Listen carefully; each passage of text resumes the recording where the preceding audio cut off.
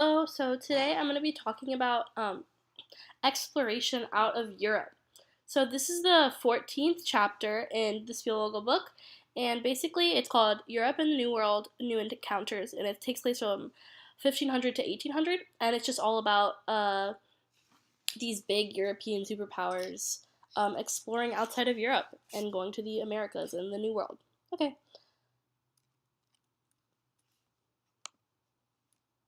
so first I'm going to be talking about the three G's. So these three G's are gold, God, and glory, and these were the motives for exploration in during this whole age of exploration, basically. So this pretty much covers everything, all of their motives, and it's a really cute, succinct way of saying it. But so I think the most important one is God, but you can really interpret it any way that you want.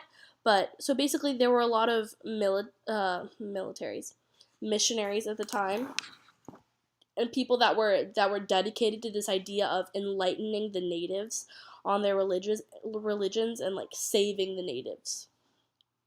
So this inspired a lot of different religious groups to venture out to the New World. So this caused a lot of people to explore out and move to the New World, because like especially in Spain and Portugal, the crusade, like this idea of a crusading mentality was very strong. Okay, next is gold. So, uh, the silk trade was just getting like far too expensive, and a lot of European powers decided that they needed to change this market. Um, so there was this big desire to establish new trade routes to expand their influence in the world markets, because like as the sooner that you go out and explore, you can develop these trade routes and like basically control a lot of this trade, which gets you a crazy amount of money. And that's basically what every different country wanted. And then finally, glory. So Europeans wanted to experience life outside of Europe, because at the time many different novels were published about travel, which inspired Europeans to wanna venture out of Europe when most of them had only ever been to Europe. There wasn't much exploration out at this point. So yeah, basically, yeah. I mean, contact with non-Europeans remained limited until the end of the 15th century. So they had this desire to venture out, and they knew that if you venture out and if you discover a new place, that holds all of this glory, because you are suddenly like this new famous adventurer with all of these stories, and people want to listen to you and people respect you. So yeah, so that's it for motives. Next is the means. So at the time, there were many different new technologies. For example, maps. Like cartography became very popular because it was needed in order to get basically anywhere. And now this whole world focus was shifted to travel. So very famously, the Portolani charts were charts made by medieval navigators and mathematicians in the 13th and 14th century, which were more useful than their predecessors. They took no account for the curvature of the earth, so they were of little use for overseas voyages. But those were like the first big charts that were used a lot. So it was a big deal. It was a really big deal at the time. Other technologies were, navigation. I mean, the maps were just the beginning of all these navigation technologies.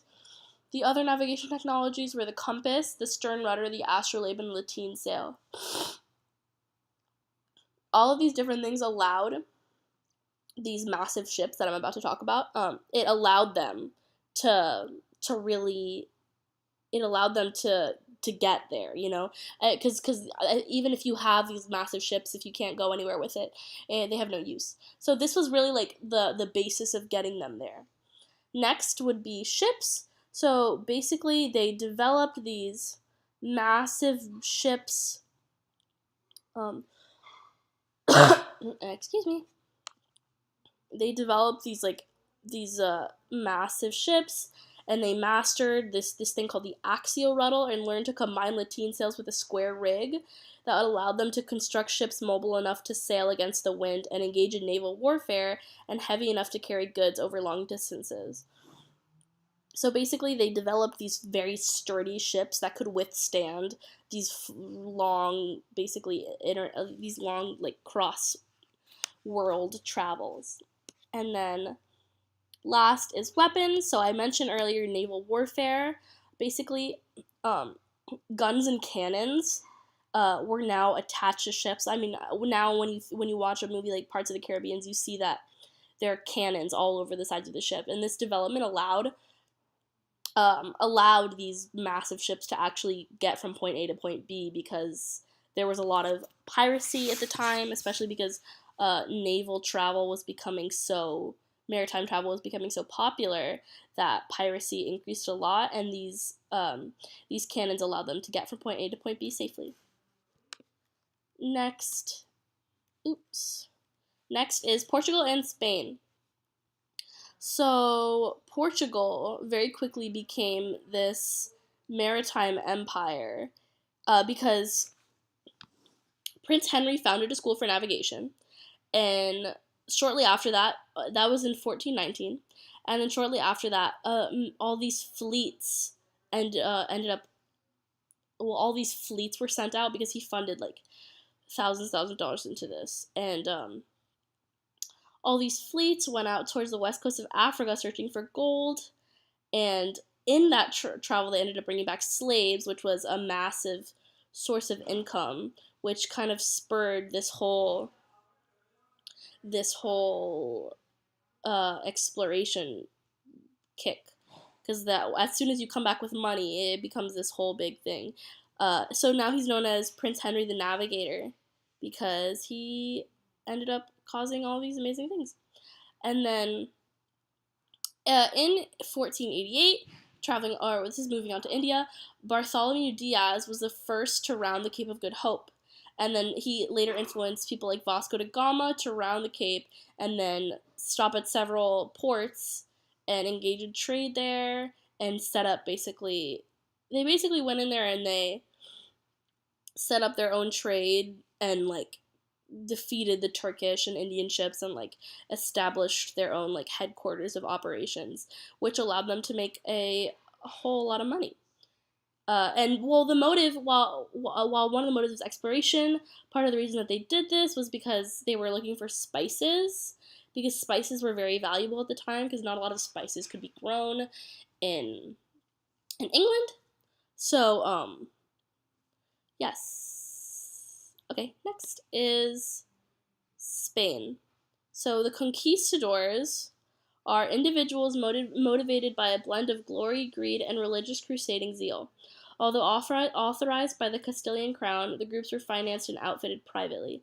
Their superior weapons, organizational skills, and determination brought them incredible success. They also benefited from the conflicts between the native people and the disease. Basically, these Spanish conquistadors traveled into South America and basically like placed control over a lot of these native peoples, which are very famous groups like the Aztec and the Incas, and basically established control there. So I'm going to talk about the Aztecs first. In 1519, a Spanish expedition under the command of Hernan Cortés landed at Veracruz on the Gulf of Mexico. He marched to the city of Tenochtitlan, making alliances with city-states that had tired of Aztec rule. So Hernan Cortés basically like went in with the intention of taking down this whole empire. So he ended up starting this whole big war. They pillaged the city, one of the main Aztec cities. He caused the local population to revolt against their leaders. Shortly afterward, the Aztecs suffered from many English diseases from which they had no immunity. The Spanish then destroyed pyramids, temples, and palaces. By between 1530 and 1550, the Spanish had gained control of northern Mexico. Next would be the Spanish conquest of the Inca Empire. In 1530, Francisco Pizarro landed on the somewhere. He landed near Cusco and managed to devastate. Well, he brought all these massive weapons like steel, gunpowder, and horses, and then infiltrated these cities and soon smallpox ended up devastating villages, killing the Incan emperor and leaving a disagreement over who would take his place, which led to a civil war. Uh, Pizarro and his soldiers marched on Cusco and captured the Incan capital. By 1535, Portugal established a capital at Lima for a new colony. Okay, next we're going to talk about Spanish administration, which this is very popular in any type of history class that you learn. You'll probably hear about the encomienda system. So basically, whereas the conquistadors made decisions based on expediency and their own interests, Queen Isabella declared the natives subject of Castile and instituted the Spanish encomienda, a system that permitted the conquering Spanish to collect tribute from the natives and use them as laborers. In return, they were supposed to protect them, pay them wages, and supervise their spiritual needs. So while this was kind of like a trading system, and so the natives were getting something in return for labor, it was still very tyrannical and horrible for them. Spanish settlers usually used the encomienda system to pursue their own interests. They worked on plantations and in mines. Okay. Yeah. And then the Inca from this suffered from many European diseases. Basically, many people died. And then the next Spanish example of Spanish administration was in the Northwest, the Spanish developed an administration system based on viceroys.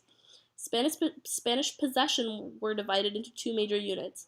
New Spain, which was Mexico, Central America, and the Caribbean, with a center in Mexico City, and Peru, Western South America, which were governed by a viceroy in Lima. So each viceroy served as the king's chief civil and military officer and was aided by advisory groups called audiencias, which also function as judicial bodies. So the Spanish went in with a clear intention to develop some sort of government, which ended up being pretty successful. Okay. Oops. Oh no. Next. Oh god.